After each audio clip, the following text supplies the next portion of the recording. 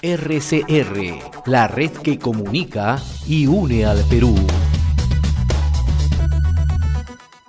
Doctor Marco Almerí Estrada, buenos días y bienvenido a RCR. Muy buenos días a usted y a toda la teleaudiencia.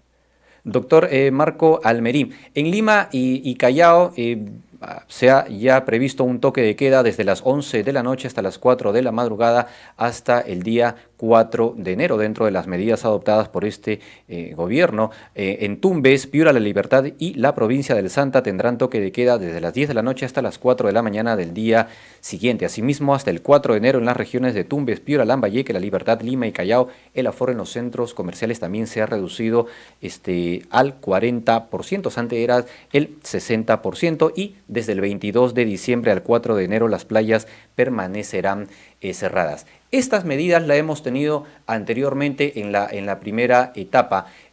¿Cuál es su opinión al respecto? ¿Verdaderamente han sido efectivas? ¿Qué cambios deberían darse en todo caso? Son medidas más efectistas que efectivas. No son suficientes. Es cierto que lo que buscan es inmovilizar a las personas, porque ya sabemos que el virus se moviliza con las personas, pero son insuficientes porque si usted cierra la playa, pero mantiene abierto mesa redonda, no tiene sentido, ¿no? Si usted hace que la gente se quede en su casa a partir de las 11 de la noche, pero mantiene abierto y consciente el aforo que se tiene en las grandes avenidas como la Avenida Grau, la Avenida Bancayo, o la misma Gamarra, tampoco tiene sentido. Es decir, que estas medidas, que lo que buscan es inmovilizar a la gente para ganar tiempo mientras llega la vacuna, no van a hacer que el objetivo que nosotros buscamos, que es detener el avance de la pandemia, logre el cometido. Entonces, nos parece que hay un contrasentido cuando usted dice, por ejemplo, ¿no? Reducimos el aforo de los centros comerciales del 60% a 40%, está bien, pero no hacemos nada con todas las ferias navideñas que hay en todos los distritos de Lima donde la gente está aglomerada, no tiene sentido. Nosotros creemos que las autoridades no nos dan una muestra de planificación respecto del manejo de la pandemia.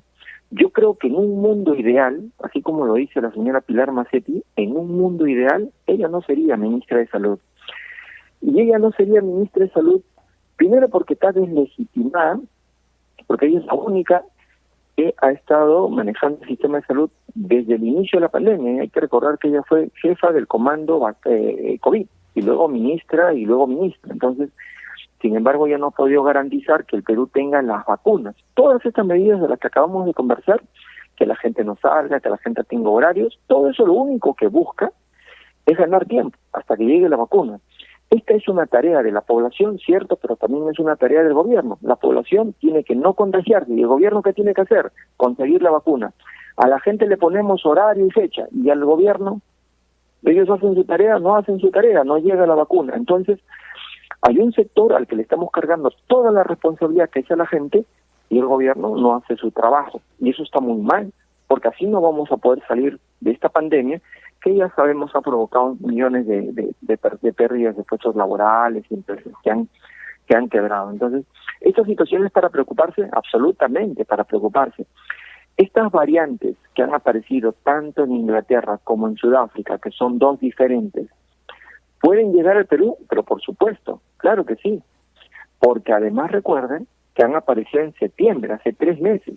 Y además recuerden que ya se ha diseminado por el mundo. Ya hay casos reportados, por ejemplo, en Italia, en Holanda, por poner un ejemplo, con lo cual el gobierno dice que están impedidos de llegar los vuelos de Europa, y está muy bien.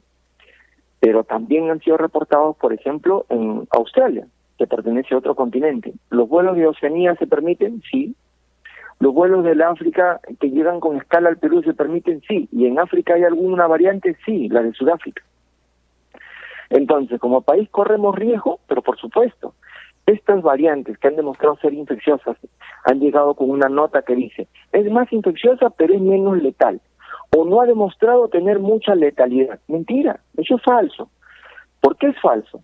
Porque si nos dicen que el 70% es 70% más infecciosa, significa que en el mismo tiempo que antes se enfermaban 100 personas, ahora se van a enfermar 170 personas. Y está probado que cuantos más infectados tenga usted, tiene por tanto más fallecidos. ¿Por qué? Porque a mayor número de infectados hay más probabilidad que muchos de ellos evolucionen a la grave y fallezcan. Entonces, ¿estos virus que son más infectantes van a conllevar a más muertes? Por supuesto que sí. Pero ¿y entonces por qué no le hablan a la gente con transparencia como se tiene que hacer? Porque hay la mala costumbre de no querer decir las cosas como son a la población. Entonces, a nosotros nos parece que esto no puede ser una invitación a la pasividad, tampoco a la agitación, pero sí a la preocupación. Información que tampoco ha sido difundida durante los primeros meses de inicio de la pandemia, durante la cuarentena, y que ahora nos tenemos que enterar de distintas formas, pero menos de manos oficiales. Doctor Almerí, ¿cuál es el riesgo en realidad para el ciudadano de a pie, sobre todo, que es el que está en la calle, el que está aglomerado, el que no respeta los protocolos sanitarios, el que piensa que muy bien, tenemos toque de queda para Navidad y Año Nuevo, entonces me voy temprano a la casa de mi compadre, de mi hermano, de mi comadre, de la vecina, y ya de repente deben tener en este momento hasta alcohol almacenado, y de nada sirve que tengamos toque de queda si las aglomeraciones, las fiestas se van a dar? Pero un poco para que el ciudadano de a pie pueda entender cuál es el verdadero riesgo al que se expone nuestro país al no contar con una vacuna y sobre todo ahora con esta nueva variante del COVID-19. El verdadero riesgo es miles de muertes. Ese es el verdadero riesgo. Porque la manera como podamos salir de esta situación es con la vacuna. Eso se llama la inmunización. Y la tarea del gobierno número uno tiene que ser la búsqueda de la inmunización de la población, porque no solamente va a provocar miles de muertes, sino también como país nos están llevando a la quiebra.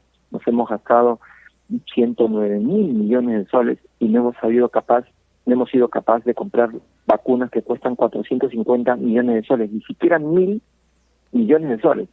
Hemos gastado 109.000 y además nos hemos endeudado por 7.000 millones de dólares y otra deuda más que las vamos a pagar en 100 años. Entonces, hemos gastado tanto dinero que la vacuna es casi nada respecto de todo lo que se ha gastado. Y sin embargo, no han sido capaces de asegurarnos eso. Usted me pregunta cuál es el verdadero riesgo.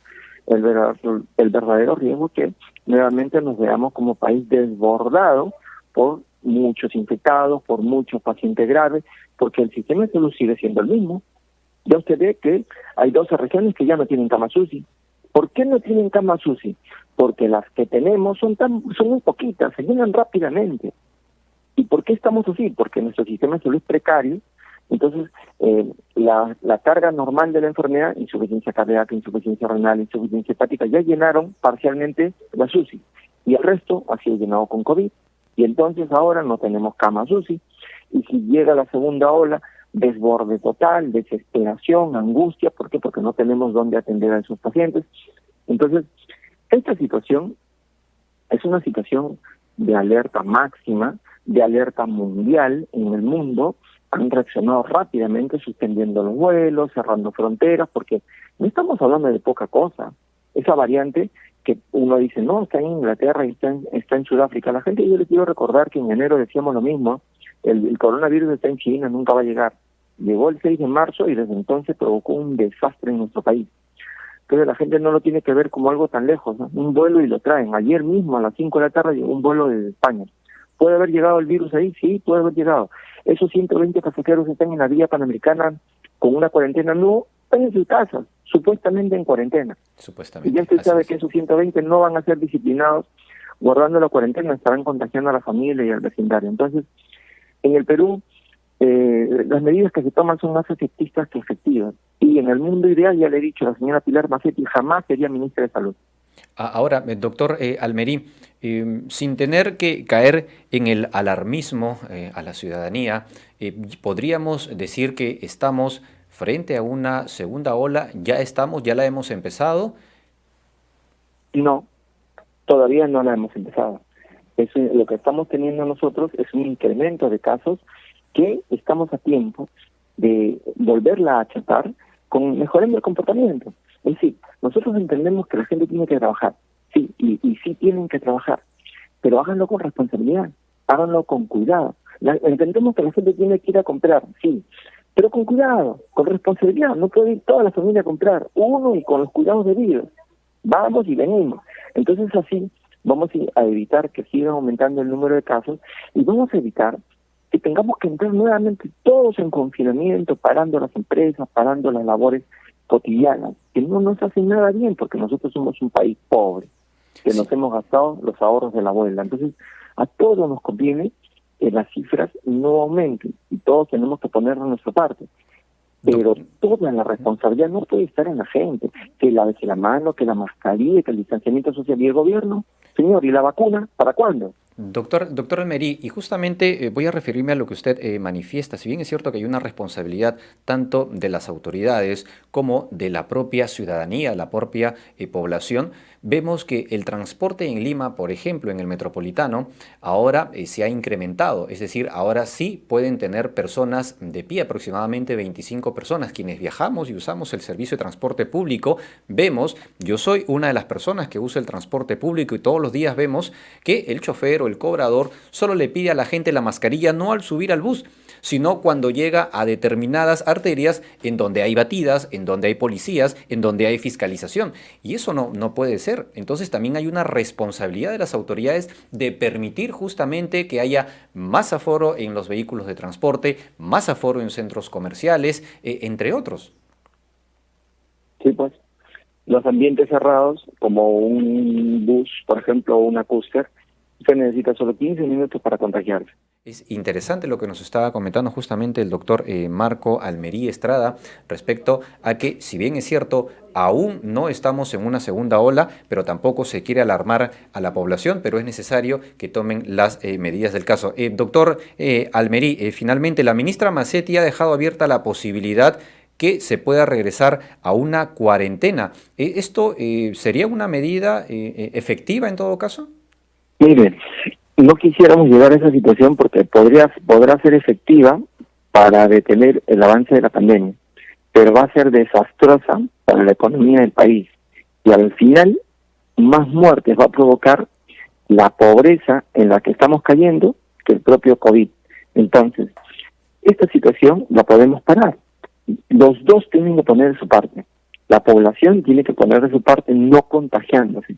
Tienen que hacer todo lo posible para no contagiarse.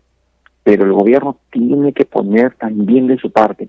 Tiene que ver la manera de traernos la vacuna para inmunizar a nuestra gente. El presidente tiene que encabezar esta búsqueda. Hay países como Canadá, por ejemplo, Estados Unidos, que han comprado 6 veces más de lo que su población necesita.